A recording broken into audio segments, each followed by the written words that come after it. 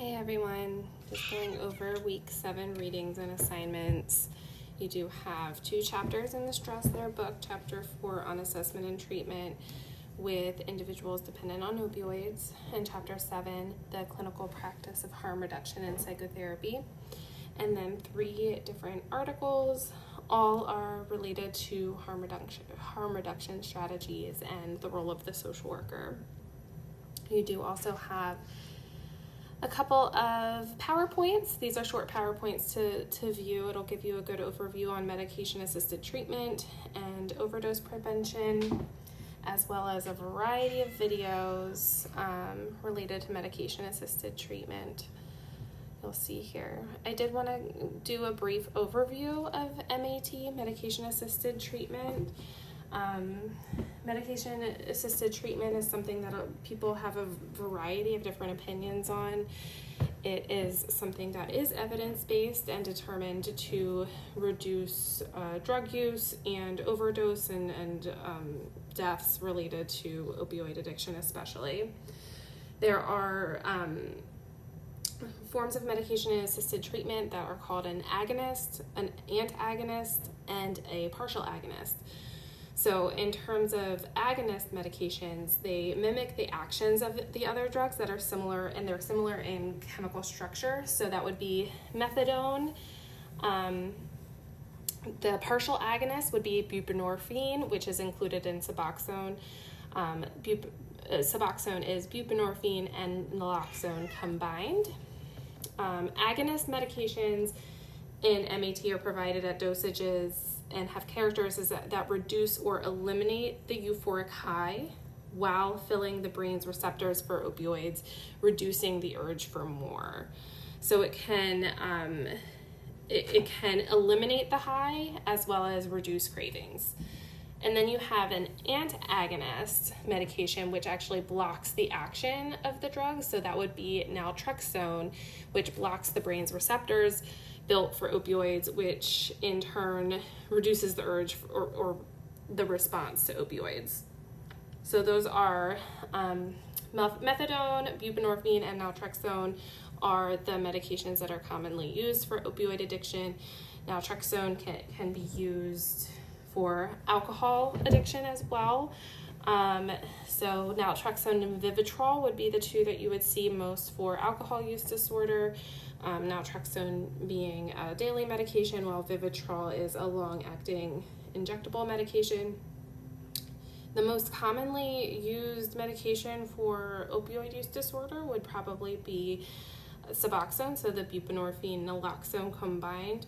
And that can come in a film medication that's taken daily, or there is Sublocade, which is a monthly injectable.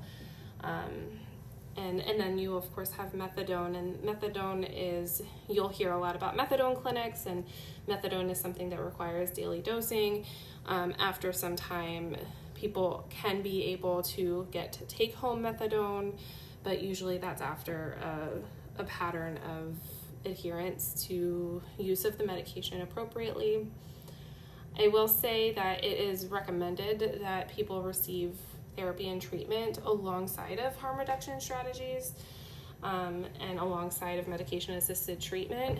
It's not yet an actual requirement at clinics when you're using Suboxone or methadone, but it is definitely a recommendation, and you'll see in some of the articles some just implications of social work practice with people who are using medication-assisted treatment, because medication-assisted treatment is not a treatment in and of itself, but it is a way, rather than looking at just relapse prevention, you're looking at relapse management, and it can be a really useful tool. It can be a really useful treatment for people who have especially long-term use.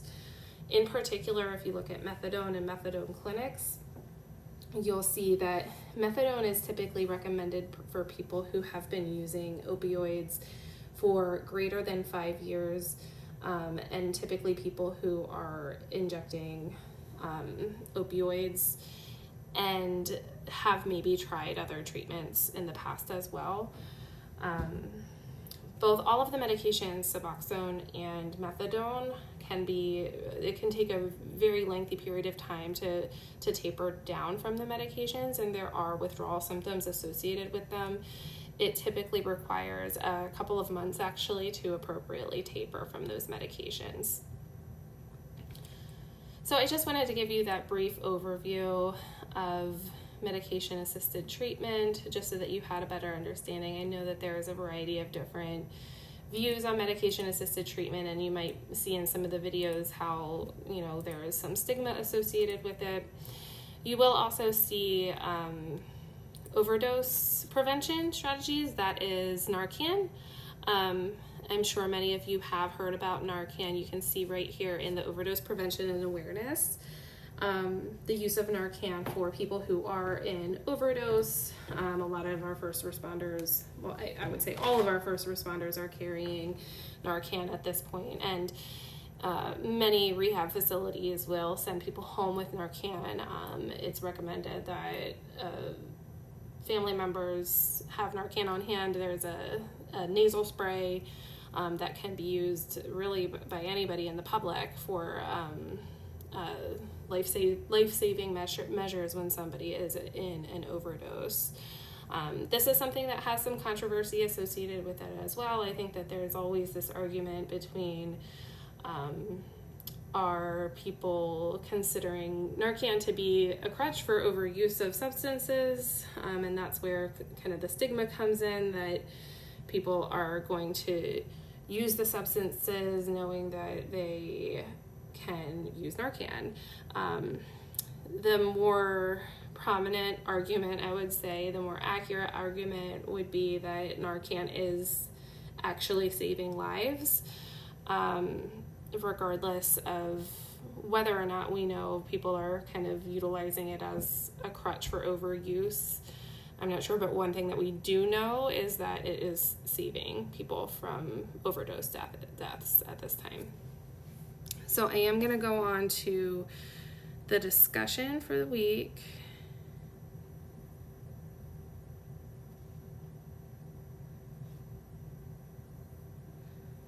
So a lot of the videos had been on being a social worker during the opioid epidemic. For your initial post, I want you to respond to these following prompts, use references from the videos, discuss kind of the challenges that you might face as a social worker with individuals dependent on opioids, use specific examples that you received from the readings or videos. Make sure to use at least one video. There are a variety of videos this week that you can view. Name something that you might incorporate into assessment and treatment for people dependent on opioids. And just to provide some clarity, opioids would be medication, it would be substances such as heroin, fentanyl, or prescription painkillers. You might look at OxyContin, Percocet, etc. Those would be the opioid medications that we're referring to. Much of the opioids that are used on the street currently are heroin, but most prominently fentanyl at this point. And then 3, how could you incorporate harm reduction practices within your work with your client, and provide specific examples from the readings and videos. You will then be asked to respond to at least one of your classmates, discuss some similarities and differences between what your views had been, and based on the harm reduction practices that your peer described, choose and discuss potential additional intervention that you might add to what they discussed, just to assist their learning as well. Okay. And then of course we do have your small group oral presentations this week. I'm gonna just pull up the peer feedback discussion. So for your initial prompt, just coordinate with your group and identify one group member who's going to post your PowerPoint that includes all of the slides from each group member and the video link from each group member. That counts as your initial post for all group members. Just one person in the group needs to make that post. And then the response post is going to be each of you, not just the one that posted the initial post. each person in this course, I would like to review at least 2 of your peers' small group presentations. And after viewing those videos, you're going to answer these questions. So essentially your response post is going to be the one with the most substance. I want you to look at some things that you learned, what you might add to their intervention, maybe provide some evaluation, some feedback related to their intervention, some things that you might find beneficial, or you can even, discuss some things that you might disagree with related to their intervention. And if you do indicate something that you disagree with, maybe add something that you might suggest in work with that population that might enhance their interventions. Don't forget that I'm available for any questions you have related to the small group oral presentation. Don't forget to post it into the assignment as well as into the discussion. And as usual, if you have any questions, let me know, and I hope everyone has a great week.